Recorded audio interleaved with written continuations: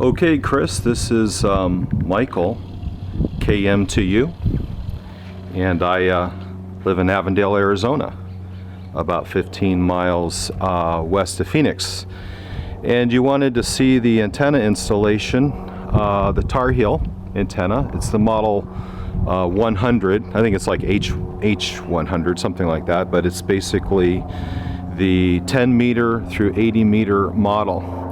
Now you can see I mounted it here in the left rear of the truck, and a couple reasons I did that is I can see it from my rear view mirror on the left side. I can see my little temporary tune-up stripe there. That's some blue masking tape, which I'm going to eventually change out to some the reflector type peel and stick blue tape. I think what I'm going to do is take off the clear Lexan cover here and put a reflector on the coil right there, or that machine piece right there on the inside. I'll put the cover back on, then I'll put some stripes to mark out the bands. Right now they're written backwards so I can see them in my mirror. But specifically, you were interested in the mount, and you're going to see that I made an aluminum can here. At work, I'm an aircraft mechanic and I have access to some sheet metal bending equipment. So I made an aluminum can. I call it my anti-rip-off can. But you'll see I just used some standard Stanley brackets here. One here at the two at the top, one here and here, and then one at the bottom. To be honest with you, I wanted to actually get some anti-rip-off screws, something that requires a special bit, and I couldn't find any. So I decided what I'll do is just these bolts here are double nutted in the back, and when I've completed tuning the antenna, when I'm totally satisfied with it, I'm going to Loctite those in. I'm almost done. Inside this can is the matching impedance coil, and I was just getting ready to get the final tweak on that, and I had to go on vacation. So I don't know if I can pull away this. Well, you don't really need to see it. I could pull this away, but right here where my finger is, that is a 2x4. And I just simply screwed that onto the back of the mount that I bought from Tarheel to give it some backing. And you may find that that's not even necessary, but I just spray painted it silver because I had some silver paint laying around. And that's the installation of the antenna. And I'll even point out some bonding wires. You want to get flat, half-inch or larger bonding wire. I bought this bonding material from HRO.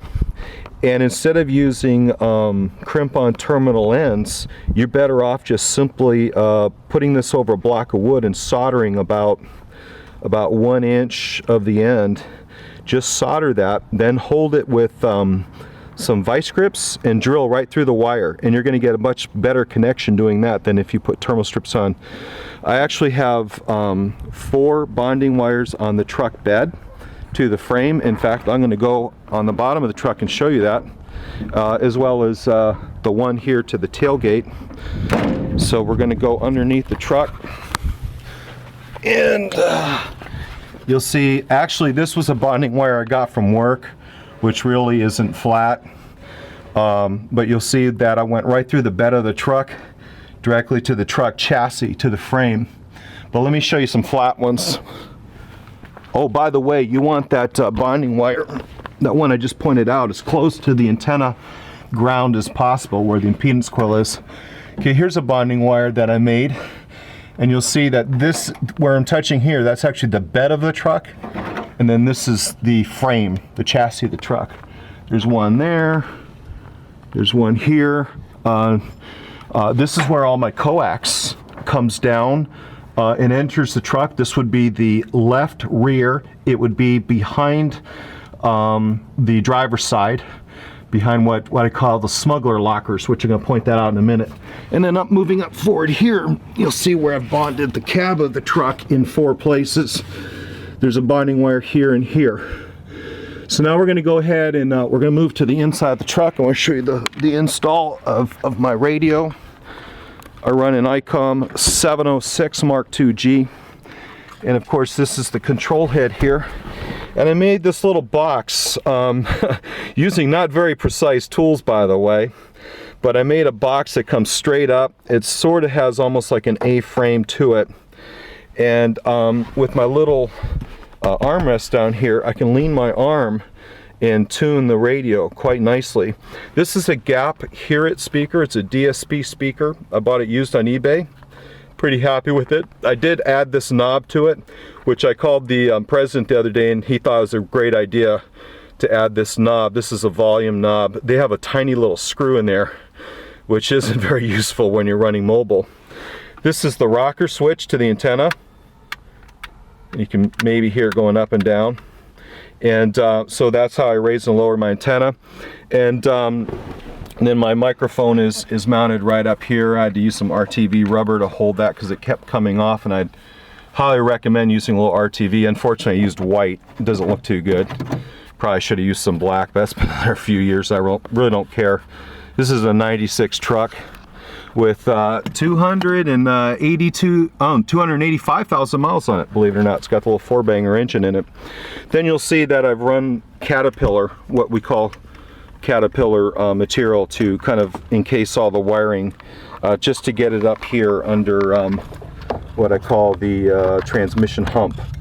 And so that's that. Now I'm going to take you to the back of the car, back of the truck, and you'll see, boy is it a mess too. Kind of embarrassing, but oh well. This would be the smuggler locker.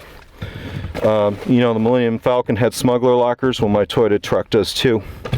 And this is where the wiring comes through. Remember I pointed that out, where all my coax wiring and the control, this would be the control wire for the antenna itself.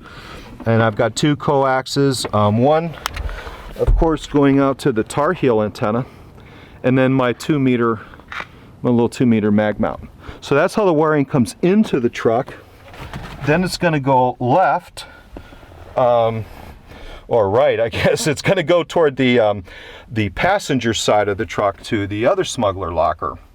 And let me close this up here. Okay, this is where I keep the, of course, the radio half of the radio. That's my ICOM 706. I would highly recommend putting it in something. This is just nothing more than a piece of Tupperware, and I hacked out a slot in each corner here for the power cable, external speaker wire, and the two coaxes, your HF and your 2 meter coax. And then that wire coming out that end is for the control head, which is right here. So that's pretty much the nuts and bolts of the whole installation, Chris. I am going to do some more work on this weekend, hopefully, where I'll have this can removed, so you can get a better idea of what it looks like with the can off. As far as I can tell, the can in no way, shape, or form affects the impedance matching coil. It doesn't seem to affect it in any way. And I just think it adds a level of protection from the thieves. So that's it for now. This is KM2U from Phoenix, Arizona. Enjoy the video.